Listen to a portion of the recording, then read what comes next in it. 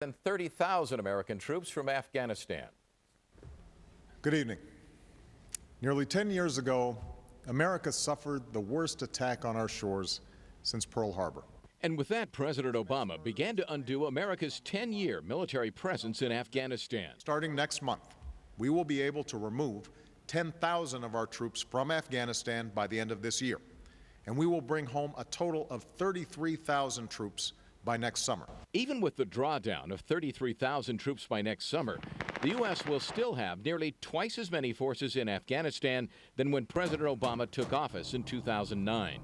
Al-Qaeda is under more pressure than at any time since 9/11.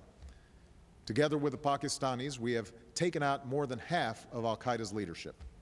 And thanks to our intelligence professionals and special forces, we killed Osama bin Laden. The president's drawdown generated some strong emotional reaction from military families, like these in Long Beach. I feel all the troops need to come home today. We don't need to be there anymore, and that our country is in crisis, an economic crisis, and the money is better spent here. The president also made a case for not sending a large military force into future conflicts. When threatened, we must respond with force. But when that force can be targeted, we need not deploy large armies overseas. On this, perhaps no one listened to the president's speech with more interest than the families with loved ones in the military. Al Nipo sat down with about a dozen of them, including veterans, at a home in Long Beach. He joins us now with their reaction. Al? Well, you know, to a certain extent, they believe that it is good news, and they applaud the fact that some U.S. forces will soon be taken out of harm's way. However, they believe it's best if no one was left behind. After this initial reduction, our troops will continue coming home at a steady pace. Not fast enough, according to these military families, hoping for an immediate withdrawal of all U.S. forces. This is just wrong on so many levels, and it shouldn't go on another day.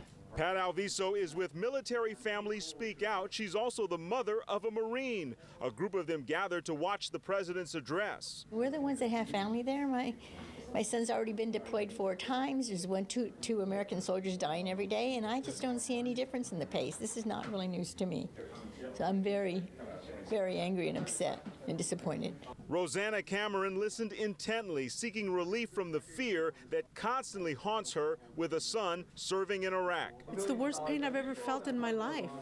You know, and now that he's back in Iraq, you walk around still with this emptiness, wondering, you know, every day, is he alive? Are we going to get that knock on the door? A feeling Dee Dee Miller knows too well. Her nephew was killed in Iraq in 2004. The troop drawdown means little to her. Until, you know, we have 100% withdrawal from both Iraq and Afghanistan, the 10,000 a day really ultimately don't mean anything. Now, does that mean that they're giving up? Well, no way. They say they'll continue to fight until they're all home. Reporting live from Long Beach, I'm Al Nipo, Fox 11 News.